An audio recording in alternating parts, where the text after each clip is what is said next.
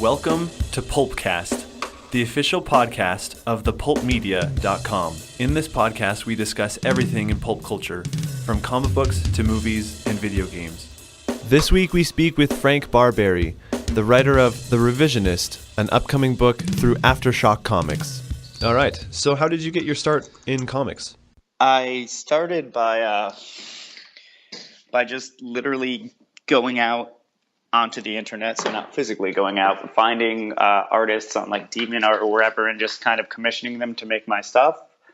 But the origin of that was, this was probably around like 2006 or so when I really kind of figured out, oh, wow, I can just hire people and make comics. But ironically, like, I grew up like playing music and I just wanted to be in bands and do that. And a lot of my friends' bands like became like career musicians, and like I was so convinced I was going to do that. But I guess around the time I was like, 21 when I was in college, my band broke up and I was kind of like really at a loss of what to do because that was so much of my life. And I was in college, I was studying to be a teacher. And I took a screenwriting course just out of total blind interest. I'm like, oh, why not? This is something cool within my major that I guess I can get credits for.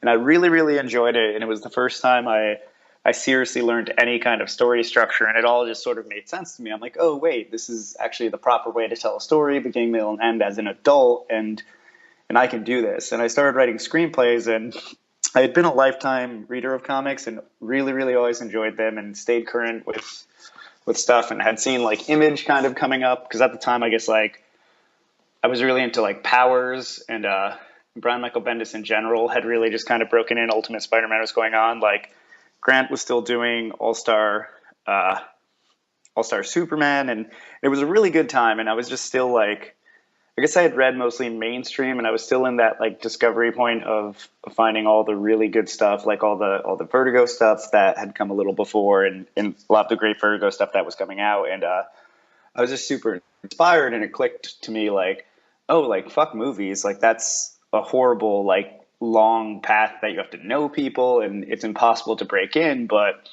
comics are pretty cool. And at the same time, I read an article in Wizard about Image, about how Image was all submission driven, and I was just like, oh wait, I can just like I did with music, like do this myself. I can just find people online, commission them, and start making my own comics. And I just kind of went from there. And I would say it was about a year or two before I really got anyone really working with me who was not just like doing like a page and then stopping answering emails or anything like that. But it was really that combination of things that I think just like trying to fill that void that was left by music that really got me into it. And I guess around after 2 years of just like trying to get people on board, I managed to get a full pitch together. And I was really excited. I was convinced Image was going to do it. And Image was not nearly like the Image they are now as well. And I sent it off, and Eric Larson was still a publisher. And then the day after, he mailed me back. He's like, yeah, this is cool, but not for us. And I was totally just like heartbroken. Like, oh, that fuck. would be like, devastating. Well, and just the naivety of like anyone putting together their first thing and thinking like it was gonna go through. So like after that, I realized like, okay, I should really just do a book. And I slowly but surely, and I was still in school at the time and a full-time student. So as I was wrapping school, I worked on a full graphic novel that Arcana, not Archaea, which it often sounds like, that Arcana agreed to do, which really was just, if I finished the book, they would put it out through Diamond, and that kind of inspired me. So I worked over the next like year or so while I was in school and kind of wrapping up school to put out a book called Divine Intervention, which is very embarrassing to me now and still, I think, in print in non-comicsology. But it was my first book, so I was really excited that it came together and we actually put it out. I learned to do my own lettering, which I still do on most of my stuff when I can. And just from there, I just kept going at it and learning. And I graduated. I had a teaching job and had some decent income, so I was able to hire different artists and get kind of different pitches off. And eventually I met Chris, who lived at the time right by my parents' house where I was living. in New Jersey, and we hit it off and worked on just some random stuff for like a year, and then finally, I guess the second year I was teaching, I came up with Five Ghosts, and we started working on that, and from there we self-published the book because no one seemed interested, and after we self-published the first issue at New York Comic Con 2012, someone from Image picked it up, and that year they were like, hey, we'd love to publish this. So then we were obviously very, very happy. And I was unemployed at this time. I had quit my job because I was really unhappy teaching, and I had moved to New York with no job, which was a great move, but it's very risky. Sometimes you got to do it. I mean, I had enough saved up that I knew, like, this is exactly how long I can go. Like, but yeah, then in March 2013, Image put out Five Ghosts, and it was the same issue we self-published just through Image, and I've been going since then. And along the way as well, I guess Dark Horse, the first work I actually put out in like the direct market, Dark Horse actually had done a short, and it was right when I quit teaching, and I was like, okay, maybe this could happen, because I think it was in Dark Horse Presents number 11 or 8 for a project called The White Suits that eventually would become a miniseries there. But long story short, I just really like dove in. Like, I did a lot of reading about like how you go about breaking in, like who's really out there. And it's crazy how much has changed in I guess almost like the 10 years that I've been really, well, maybe even longer, but it's a weird timeline because I forget that I wasn't actively doing stuff in college like all the time. I was just slowly doing things, but it was a really organic way, and I definitely learned so much that by the time we had Five Ghosts out, I mean, the thing about Image is you do all the work on your books yourselves. I mean, their production people like will put it into the printing software to print it and stuff, and someone will check your spelling, but no one tells you how to make the book or like really helps you, which is really freeing. But if you don't know that stuff, it can be horrifying. So I was so glad I had like done many comics like on my own before that, because otherwise I would have just been like drowning in a sea of confusion. But that is the kind of long but truncated version of how I got started. And thankfully, just like Five Ghosts did well, and suddenly everyone really started reaching out publisher wise, and I managed to stay communicative and go after the people I really want to work for, and be tenacious, I guess would be a word. And thankfully I had the work to back it up, and people liked it. So, and that's still what I'm doing right now. Every time something wraps, I'm back out there trying to find something new to work on, or something else to fill the void. And while I was in New York, and when we had started doing Five Ghosts, I actually worked at Comixology, the digital comics company, which was still kind of building up. And that was a great time. I really enjoyed that job and everyone there. But after about 2 years, I guess around the time issue 6 of Five Ghosts was out, I got some offers from Dynamite, and I was able to transition to a full-time writer. So I guess, which has been about 3 years now. It was right before Thought Bubble a few years ago, because I ended up going to Thought Bubble. But yes, that's the that's the story. It's a good story. I wanted to ask, why did the screenwriting class kind of like open your eyes? And so then why did you pick comics as your main medium for writing? Like, do you do prose, or do you do fiction or poetry or anything like that too? I had done like an undergraduate poetry minor, and I really liked poetry because, I mean, firstly, like for me, it was not as arduous as fiction. Like, I didn't have to really think too much about it. It was much more like a moment. And I mean, maybe I was just lazy, but I really enjoyed it. That was a little more interpretive and artistic. But I love film and I loved comics, and just honestly, I just had never really even thought about structure in film and story beyond the fact that it was there. And I mean, you kind of have an implicit sense as a consumer of fiction, like, oh, these are like the basic beats of a story. But even when studying literature, I find it fascinating. We never really talked much about structure. It was more just about the art of literature. And again, I'm super passionate about literature and teaching, but it was just so crazy to me that we never actually talked about structure or story mechanics, which is something I'm obsessed with and I love more than anything now. And it was really the first time that was like taught to me. And it was, we read Sid Field's Screenplay, which is a pretty classic screenwriting book. And Robert McKee's story, which is a phenomenal book as well.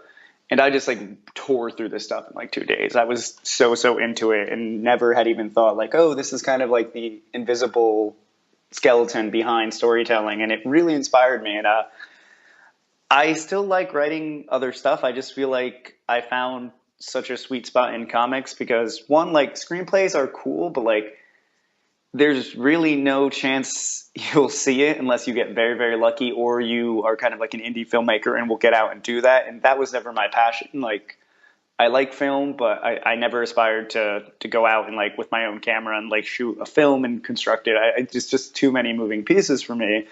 And what I immediately loved about comics is that I could make them. I could write something, I could pay someone to draw it, and we could have the thing in front of us. And I really find that feedback loop pleasing, like that even if someone's not going to publish it, I can at least make it. And that really inspires me to write more, et cetera. And just the whole like fact that you don't have to worry about budget, you don't have to worry about costumes, you don't have to worry about locations. There's just so many great freedoms in it that you can do, and you really only need 2 people at the minimum, or if you can write and draw yourself, 1 person.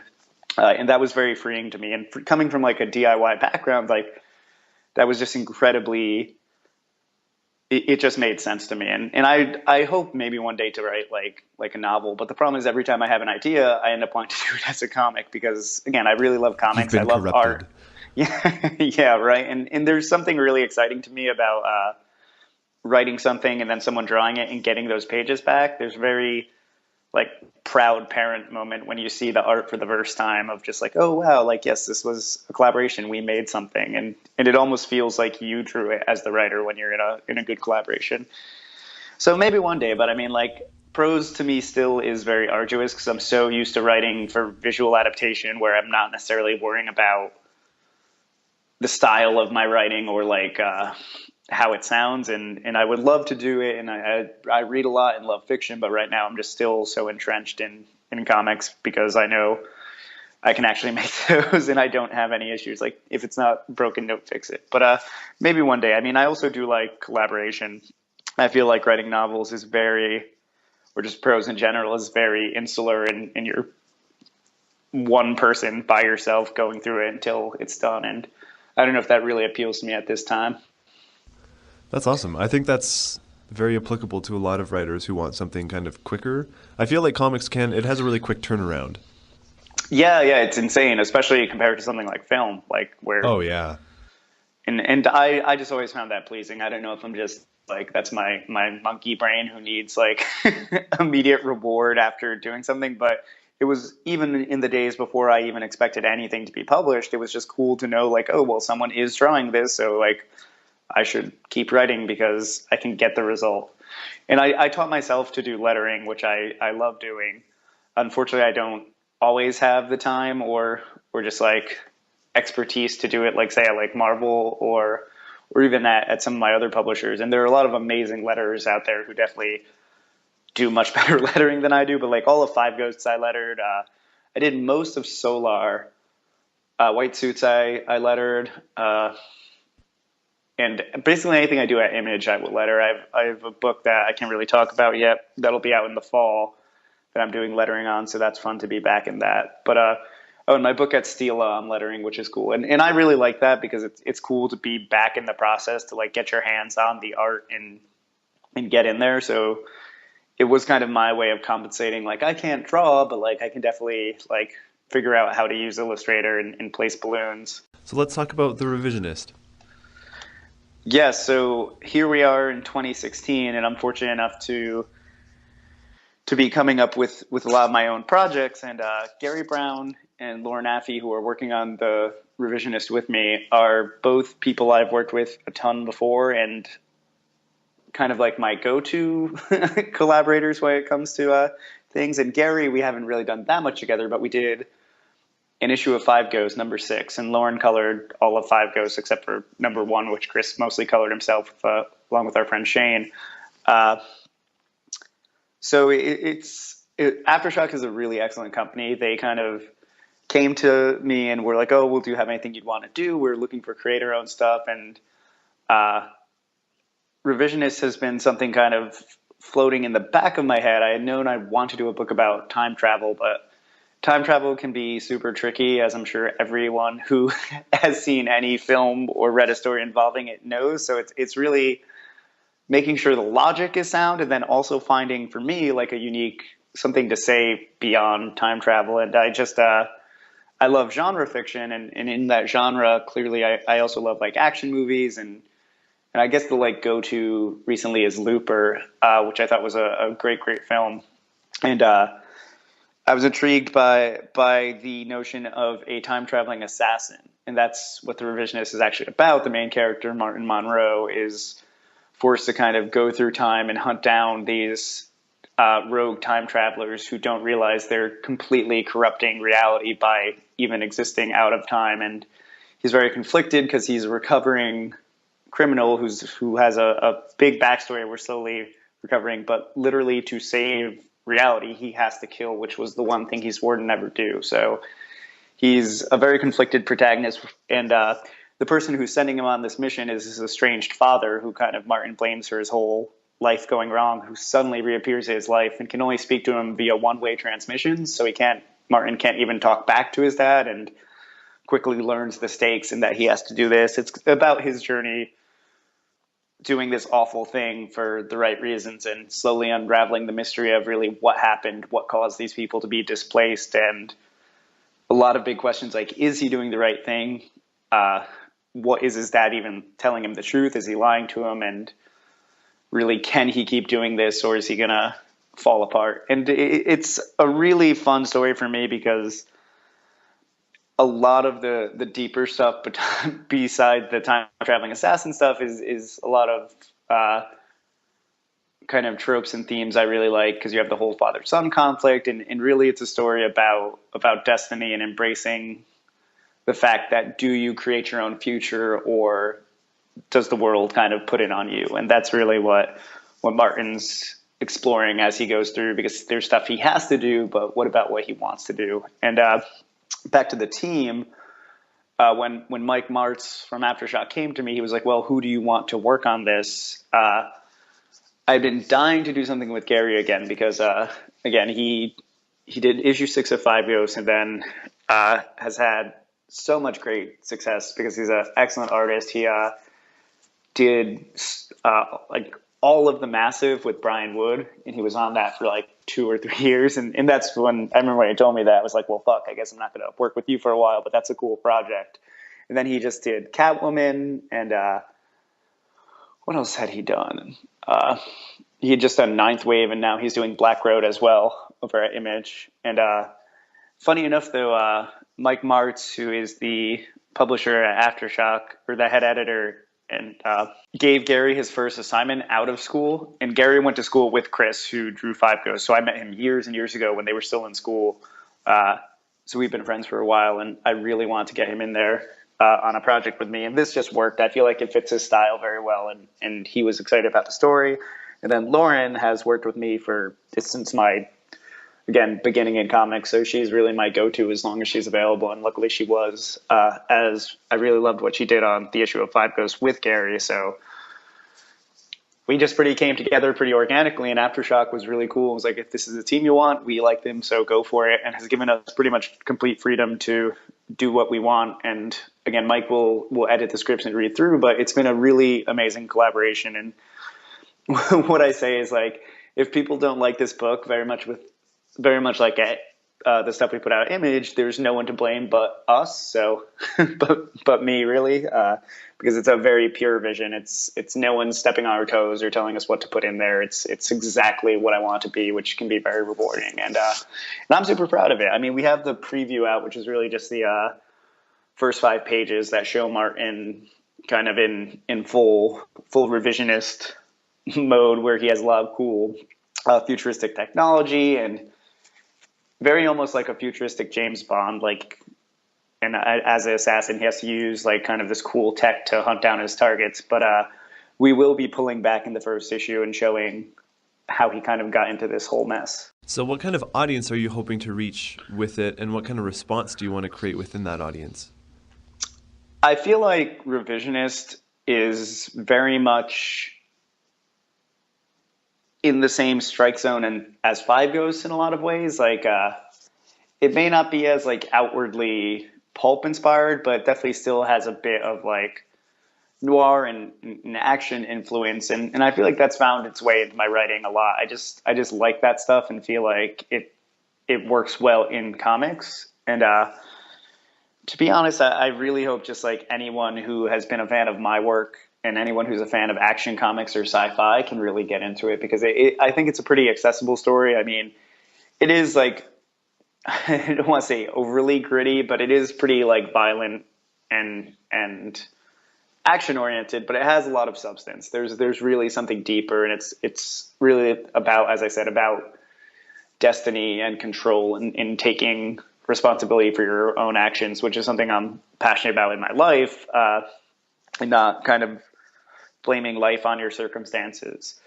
But I would just say if anyone's really enjoyed my work previously, I think this will be right up their alley. And it's a beautiful book. Gary and Lauren have really outdone themselves. So I think anyone who really likes kind of that style, Gary style, or even fans of Five Ghosts, I mean, I hate to keep saying, oh, fans of Five Ghosts, but I feel like that has largely been my most well-received work. And this is very much an extension of that. And a lot of, I think, what makes that project work is in this project. So hopefully I can point some people towards that, and they'll see a lot of ties, at least in terms of like the pacing and the style overall. But in a perfect world, I'd say everybody. But I think if you're really into comedy or more obscure indie stuff, maybe it won't be for you. But I don't know, maybe you'd like it anyway. I think that I've really worked hard to like unfold the story slowly, almost like The Matrix. Or like the beginning part of The Matrix, or more of a mystery. So I'm hoping that will keep people intrigued and keep them coming back, because we have definitely thought a lot about the framework of the story and the history, and there are some really cool twists in there as well. Is it an ongoing or is it a limited series?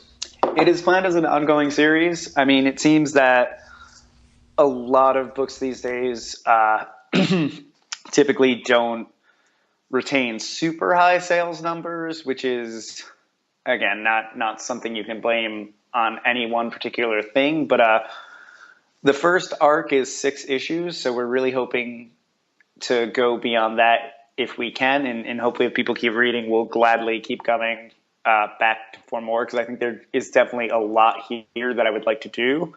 So as of now, it isn't ongoing. We definitely know we're doing the first 6. And if we can retain our readership, we hope we can do many, many more, as it's a story that, again, as a writer, it's always difficult to stumble upon something that has a world to it and something that you can keep exploring. But I feel very fortunate that here, very much like with Five Ghosts, I found something that has a bigger structure, a bigger narrative that we can keep diving into. And at the core of it is our main character, Martin, and what he's going to be slowly learning about himself. But I can really see a very big arc to this. And at the end of the first arc, it's kind of still just, while completing a whole story, so to speak, it's really setting him up to move forward and go on. So it was a long answer to say, yes, it is an ongoing right now.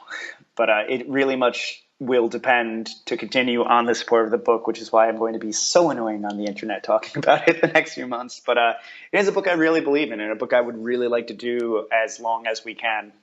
And not to say there's stuff that I do that I don't believe in, but this was, as I said, a very, very pure vision for me of just a book I just sat down and created and we put out, and it became a comic. And that is sometimes the most pleasing way of putting stuff out for me, and it really just stands on its own. As I said, if people don't like it, that's directly on me, but I've learned to go past the point. I mean, I like doing it. I don't really care if people like it or not, but if they're not supporting it, that will change how much we can do. Not to go on a stream of consciousness about reception in the marketplace, but it is definitely the best work I can be doing right now, so I'm very proud of it. Great. And when is it released? Issue 1 comes out June 1st. There is a preview out there. If you take a look, I believe it's on Crave Online, but I've reposted it a few places. It's from AfterShock, and as I said, I'm writing it. Gary Brown is drawing it. Lauren Affey is coloring it, and Dave Sharp is lettering it. But yeah, June 1st, we will definitely be probably putting more previews out and really getting a lot of cool stuff out soon. And again, if you have any interest in sci-fi or action or just comics with cool art and big ideas, I would highly recommend check it out. And if you're a fan of my stuff already, I think this will really speak to things you've liked in my work previously. Awesome. Or at least that's the hope. Yeah. This hopefully won't be the thing that gets you off that train. Yeah, I'm scrolling through the preview right now, and it definitely has a nice kind of Five Ghosts like appeal or kind of visual style similar. I mean, it's sci-fi, but it definitely has that look to it. Yeah. I was amazed at how much Gary kind of like tuned it into that same kind of DNA. And I love his work and feel like he does have a lot of great storytelling sensibility like Chris, but I think he really thought about how to work with Lauren and how to work with the material. And in comics, to me, like part of the puzzle of them is making sure that the art is appropriate for the material. And here I feel like we kind of struck gold with one of the great collaborations where Gary and Lauren's coloring just fits so well with what I was hoping to do that it becomes one of those perfect storms. So do you write Marvel style or do you write full script for your artists? I write full script. I've never actually written Marvel style before, like, again, where you just kind of summarize loosely and let them go. But I do write fairly loose. It's something that I feel like you need to learn to do as a writer, especially if you work with people you're a fan of or collaborators you've worked with before. But here I feel like this book we definitely want to do in a style with a lot of panels on a page. Like it's very almost, it's not quite grid, but like you don't really see it so much in the preview. But as the issue goes on, it's got a lot more kind of structure to the pages. It's a lot more just square panels on the page. And I feel like that storytelling's coming back around a bit and people are enjoying it. But it really allows us to get a lot more content in. And because Gary is such a talented storyteller, it really works. But I will write full script. I'll write out the number of panels on the page, write the actions. But I will always give room to the artists and my collaborators to bring their own shots to really kind of space things out. And I don't know, at this point, it kind of becomes second nature. And I was just teaching last week in Denmark at a school for artists about how to write for other people. And I really feel like you have to learn to trust your collaborators and give them room to be creative and be excited. And I try to find that happy medium to bring my vision and like the beats of the page and really let my collaborators go for it. But again, I'm very good at saying long answers to short questions, but I write full script.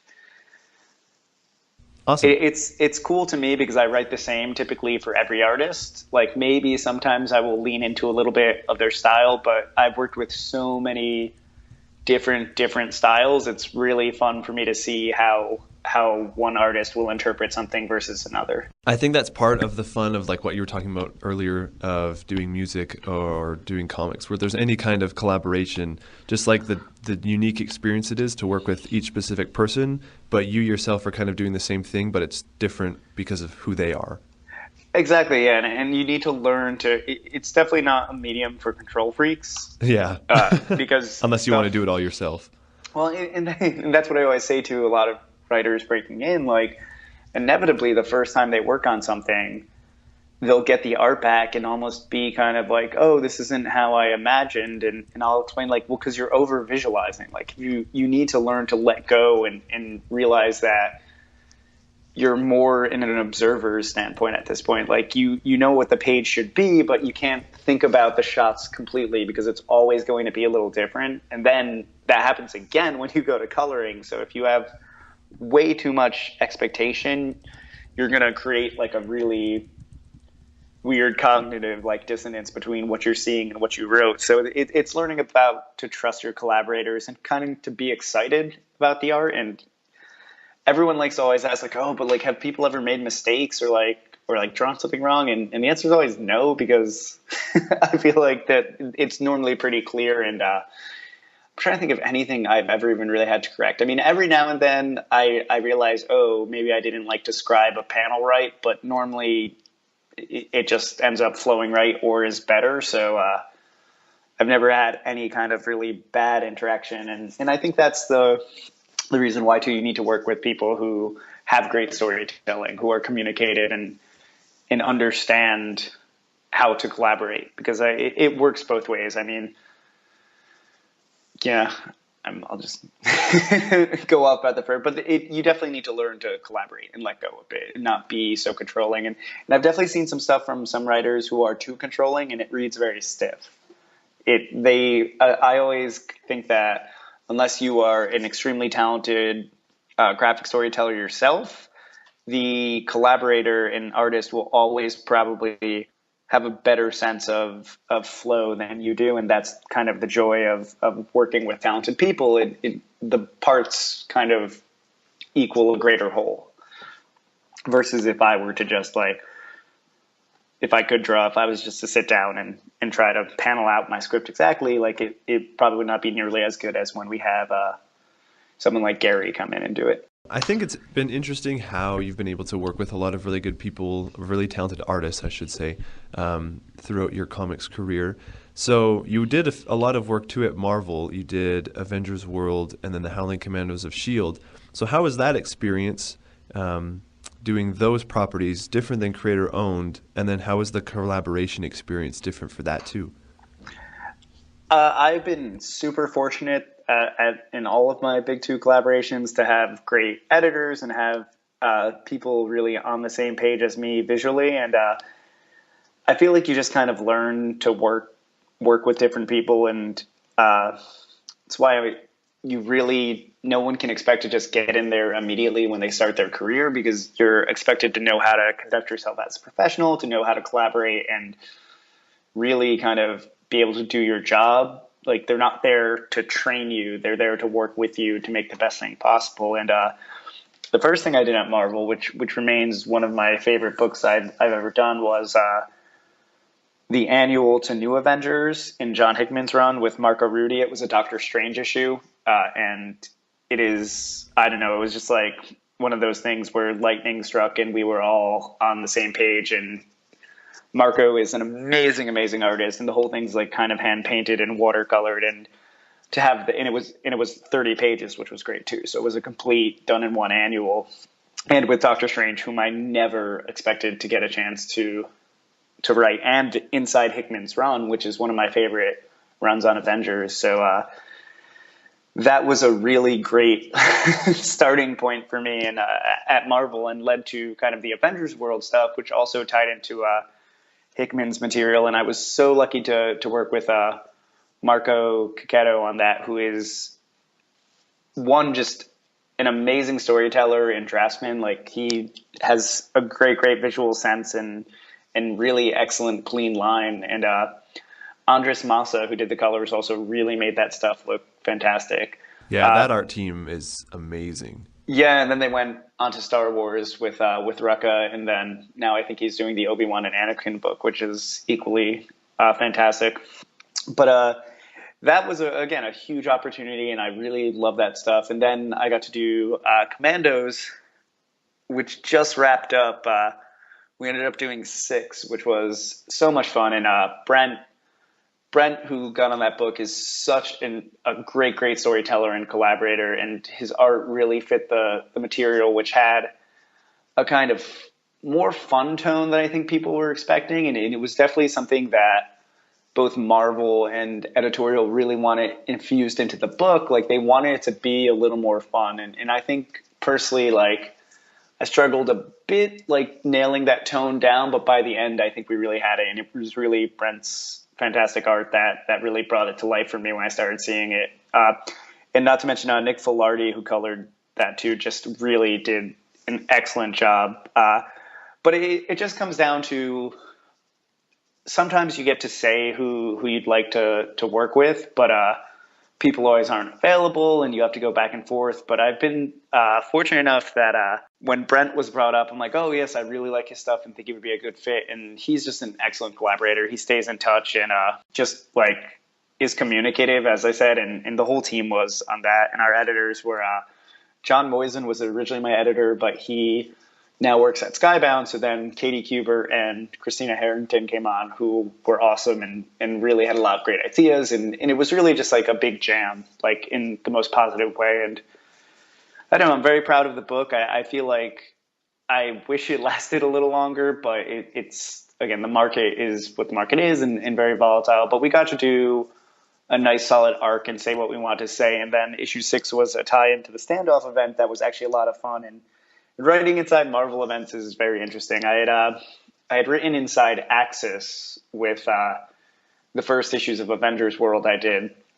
And that was a really interesting experience because you have to kind of know exactly where your story fits in, even though that part may not have been written yet. And I love Rick Remender's stuff, and it was really a joy to read his like scripts for Axis and kind of plan around his plans. But then the same with Standoff, which I think is a bit of a unique event because it is kind of location based about Pleasant Hill, and it really became, oh, how can we organically find like a reason for the Commandos to come here? And it was really that Orgo had been kidnapped, and I guess around issue 3 of Commandos, he stops being around, and finally we reveal, oh, he was sent away by Dr. Cray, who was kind of the villain inside S.H.I.E.L.D., and he had to get rid of Orgo, as Orgo discovered his background was not what it seemed, and it was really a nice, fun way to lead into the event. But yeah, it's just learning to be confident in your scripts, that no matter who is collaborating with you, they'll get what you want to say across, and then just like the joy of seeing someone else interpret it. And with Marco, both Rudy and Coquetto, I was so lucky that I knew their work when they were brought up, so it wasn't like jarring to me, but it was definitely a really fun, trippy experience on both to see such great artists, and Brent as well, obviously, interpret my stuff. And I don't know, writing with Big Two, I love doing it, and I'm very fortunate because I've managed to stay in a space where I can do my own, completely create our own books and do whatever I want there. And then when I do Marvel and DC, if there are specific mandates from editorial or things we have to do, I never am upset by that because, I mean, I get the score. They're their characters. Like, and sometimes there's a bigger plan in place. It's learning to just find what you want to say with a book and work within that infrastructure. And it's definitely sometimes a little, feels almost like a different part of your brain. But for me, I really enjoy that. And I love those characters. I love those publishers. So it's still just like surreal in a fun way for me to do those books. And especially with Commandos, which was very much in its own little corner, I feel like, was a really cool opportunity. And for me, like, holy shit, I learned how hard team books are to write, as we had 10 people on our team, and balancing that is definitely tricky. And it was a really cool learning experience for me to see, like, oh, like, yeah, this is how you manage this many characters. And it's really about finding the main narrative, but kind of keeping everyone involved. And by the end of it, there were so many things like I wish I had pushed further on exploring or kind of gotten in there. But again, when your work's done, it's out, and you can't spend forever revising it. I think the trade comes out in May, and I'm really excited to have the whole thing just in a nice little trade to, quote, live forever as they do. Awesome. It's good to hear that it was a good experience, even though you didn't get to tell, you had more to tell. I always think it'd be interesting to like have more and then be like, okay, well, that's enough, thank you, and be like, oh man. Yeah, well, because you never know, just for so many reasons, and obviously how long a book will last. And I'm just so fortunate that Marvel stood by the book and let us do a whole arc and wasn't like super dependent on sales or anything like that. But it definitely got to the point where it's like, oh well, this will be the end because we want to again move forward or have other books that they want to put into the line. And it was nice that they're very into letting you tell your complete story. So it's not like they cut us off at 4 or anything like that. It was more of okay, like here's a natural point where you were going to start your second arc, and we're not going to do that, but we want you to wrap it up in a way that's satisfying. So I'm really, again, there's so many people try to vilify these publishers, and no one is trying to make bad books or just like cancel stuff for no reason. And I think when you're on the inside, you see that so much more and understand that when these decisions are made, it's not easy, and it's not just something that they do because they're bored. There's good reasoning behind it, but they are very supportive of their artists, and I include like writers, colorists, and artists in that, in the stories they want to tell, because everyone wants the books to be as good as possible, and to go out on high notes when they do quote cancel stuff. And cancel is such a harsh word, but so it goes. Yeah, it's all part of the business. I've had a great experience there, and I really hope we'll be doing more. Right now, I don't necessarily have anything directly in the plans, but I have great relationships with everyone there, and I hope something pops up sooner or later that I can get back on. Because I think they do great books, and I love their universe. It's always enjoyable to get to play in it, so to speak. Well, let's do some very different questions to end. So what I'd like to do at the end is just kind of ask some weird questions, just to kind of see a little bit more of your personality separate from your comics work. Oh no, this is where anyone who's a fan of my work will learn what a weirdo I am. Get up. So when you walk into a buffet, what is the first item of food that you go for? What do you fill your plate with first? Probably whatever like greasy barbecue meat is available.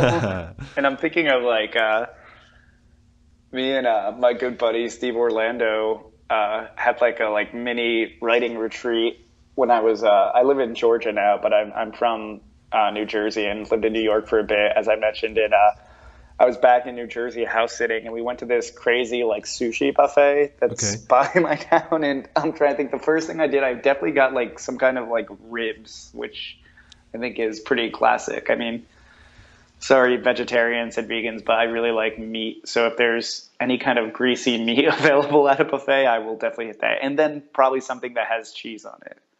Awesome. Like that's a good combination. Mac and cheese or something like that. Yeah. So, I mean, I really like barbecue places. Living in the South now, that's a joy for me. Oh, yeah. And like soul food and things like that. Excellent. And who is your favorite Ninja Turtle and why? Oh, that's a hard one. I feel like when I was a child, I would say Michelangelo, because he's a party dude, and every kid loved him because he's funny.